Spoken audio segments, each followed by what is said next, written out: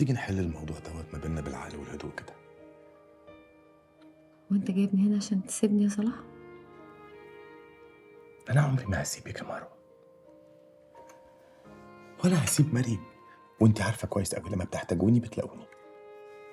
عارفه. سواء فضلنا متجوزين او انفصلنا انتوا بقيتوا عيله.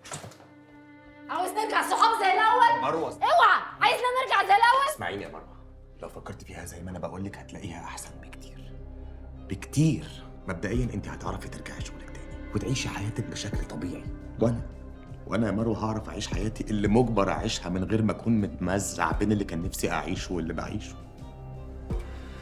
ولو على مؤخر الصداق اللي بينا، المبلغ اللي تأمري بيه حالا يا مروه اكتب لك بيه شيك.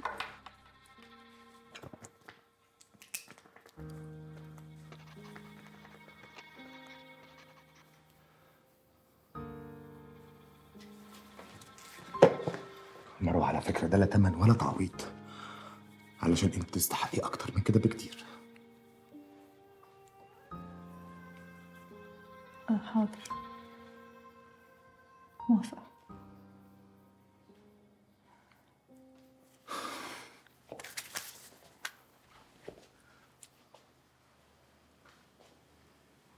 بس عندي طلب واحد.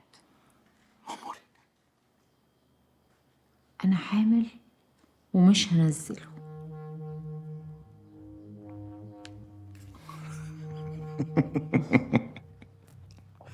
انت بتهزري معايا صح؟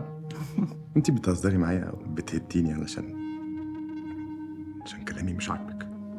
مشوار صغير للدكتور وتتأكد بهزر ولا لأ. تحمل بالك قد ايه؟ مش هتفرق. لا هتفرق يا بنت الكلب، بتغفليني؟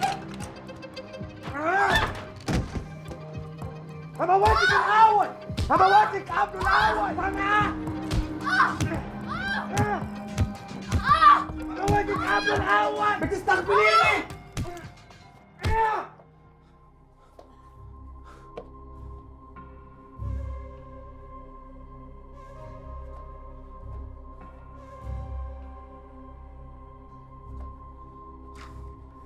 مروة